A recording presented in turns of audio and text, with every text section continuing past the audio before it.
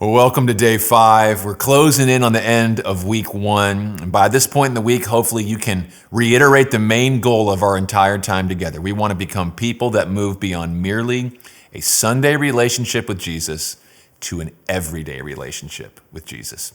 And so in this first week, we've been talking about the benefits that come to our life as we devote ourselves to God's Word.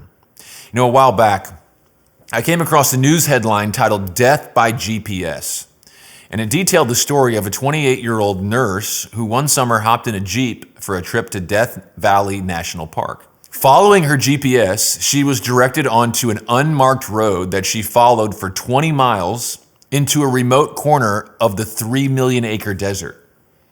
Several days later, when no one had heard from her and she didn't arrive for work, family members began to call police and rangers, and they started searching. And almost a week after she set out, a park ranger discovered her Jeep buried in sand up to its axles with SOS spelled out in medical tape on the windshield. And the dehydrated nurse was there hanging onto life by a thread. And talking about the incident, one Death Valley Wilderness coordinator said, "It's what I'm beginning to call death by GPS, in that people are willing to trust the GPS to lead them into the middle of nowhere." And that story is a reminder that when we're navigating life, direction matters. And there's only one reliable GPS for life, and it's God's Word. Look at what the psalmist wrote in Psalm 119. He said, "Your word is a lamp for my feet and a light on my path."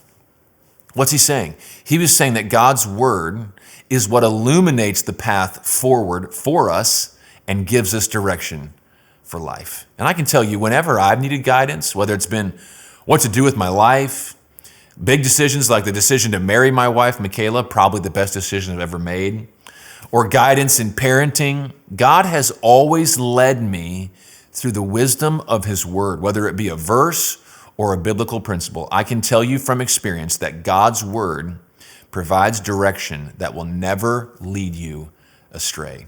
And as the Word becomes more and more a part of our daily life, God will use it to direct us.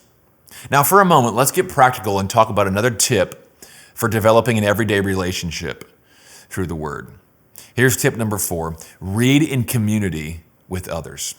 Now, this doesn't mean you have to physically be with others while you're reading or listening, but the point here is that you have people in your life with whom you can share what you're learning, or with whom you can check yourself when you're unsure about whether you are understanding a passage correctly.